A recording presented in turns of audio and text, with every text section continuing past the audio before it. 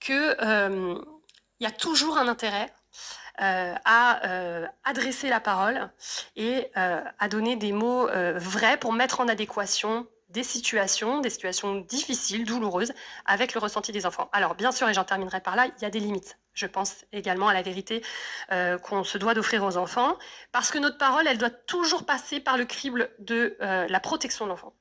Donc, tout doit être dit aux enfants de ce qui les concerne. Je pense qu'il faut surtout les laisser en dehors de problématiques purement conjugales, quand un adultère, un conflit financier, des problématiques sexuelles. On peut très bien parler à un enfant du conflit de ses parents sans rentrer dans le détail qui va le mettre, en fait, qui va majorer ses angoisses. Ou du contenu des addictions de ses parents, c'est pas la peine. On peut parler de l'alcoolisme, de la prise de toxiques, j'ai aucun problème, sans rentrer dans le détail de ce que va faire le parent pour se mettre en difficulté. Tout doit être dit en adaptant son discours à l'âge de l'enfant. En veillant à employer des mots, un niveau d'explication qu'il va comprendre. Parce que sinon, on va faire naître encore une fois de l'angoisse. Là, j'ai l'exemple là d'un petit garçon de 4 ans, c'était pas la semaine dernière, mais il n'y a pas bien longtemps. Son papa est incarcéré. Et sa mère me dit, donc c'est un enfant qui va vraiment pas bien, et sa maman me dit, bah en fait, je lui ai dit que son père était en voyage. Bon, alors, s'il est en voyage, bah, pourquoi il vient jamais me voir? Donc, s'il vient pas me voir, c'est que je suis pas assez bien pour qu'on vienne me voir. Et puis, vraiment, il s'en fout, quoi.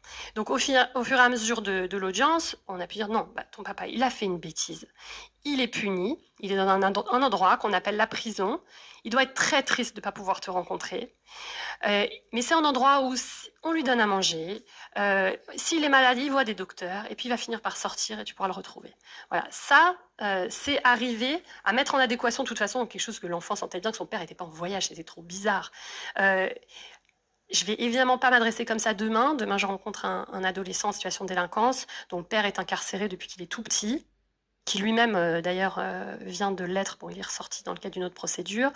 Je vais lui parler de la situation de son père, je vais pas lui dire ton père a fait une bêtise, je vais lui dire ton père a commis une infraction, je vais le faire réagir sur la reproduction de ce parcours, sur le fait que justement lui il voudrait être tout sauf comme son père et qu'il est en train de reproduire certaines choses et que ça le met en souffrance alors même qu'il a tellement souffert déjà lui-même de l'absence de son père, etc. On va évidemment pas s'adresser de la même manière à un enfant de 4 ans qu'à un adolescent.